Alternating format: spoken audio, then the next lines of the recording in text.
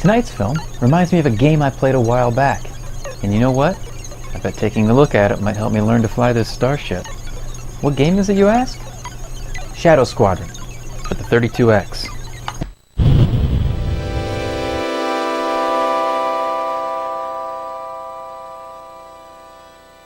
As you've probably guessed, ShadowSquadron is a space-themed flying 3D shooter. It was both developed and published by Sega and was released in 1995. The first thing you'll notice when playing the game is its polygonal 3D graphics.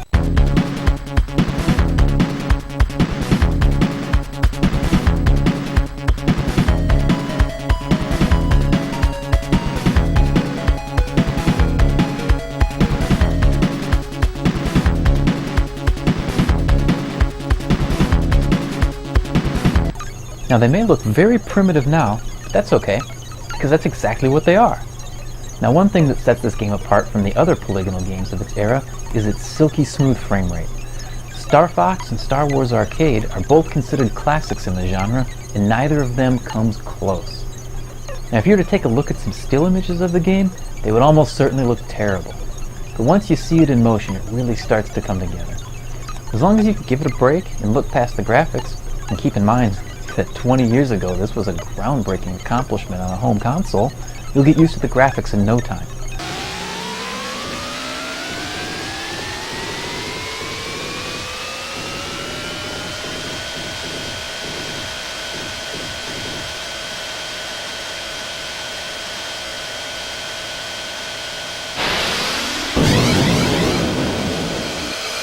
And, to tell you the truth, the whole game, not just the graphics, are pretty basic.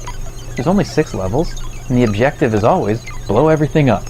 Not that there's anything wrong with that, because that's where the fun begins. That's because the one thing this game does differently than most others is that instead of large ships having a single amount of energy, you attack and destroy the individual parts of the ship until you trigger a chain reaction and the whole thing goes up in flames.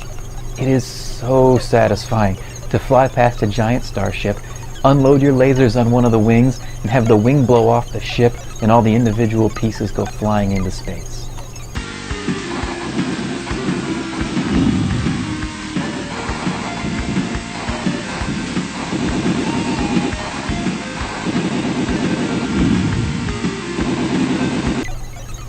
You have 2 ships to choose from, and they both feel and play differently from each other.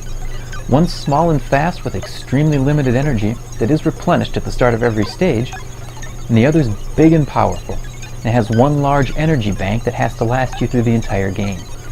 They even both have their own game intro animations and HUD displays. The special weapons aren't even worth mentioning because fire of them consumes your precious shield energy, and it consumes way more than it should.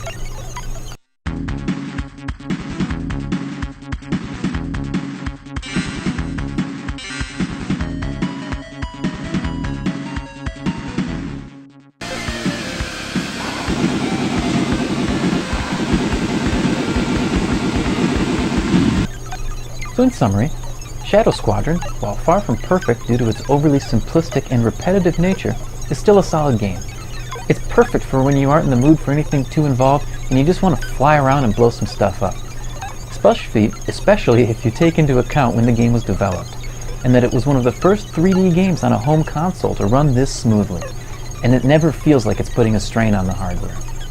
And even if it doesn't teach us to pilot a starship, hooking up the 32X will at least help us hone our problem-solving skills.